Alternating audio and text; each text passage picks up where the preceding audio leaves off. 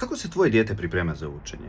Gle, zamisli Luku Modrića ili nekog super uspješnog sportaša, zamisli da dođe na utakmicu bez pripreme. Ono, probudi se, pojede doručak i odmah na teren. Pa ne, ima neko istezanje, zagrijavanje, neku pripremu, jel tako? Pa zapravo ne samo za utakmicu, nego i za trening se trebamo zagrijati i pripremiti.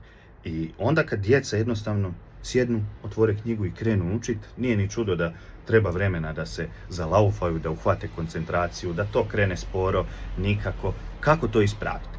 Pa postoji ne jedan, nego puno načina za efikasnu pripremu za učenje, da dijete krene od prve sekunde sa maksimalnom koncentracijom. Na primjer, to radimo kroz postupak lansiranja u mojim edukacijama, ali nažalost ne stignem ti ga tu minutu, dvije reći, ali daću ti nešto, pa usudio bih se reći još korisnije od toga, na što želim da obratiš pažnju. Ako tvoje dijete nema nikakvu pripremu za učenje, to je puno bolje od onoga što većina djece imaju.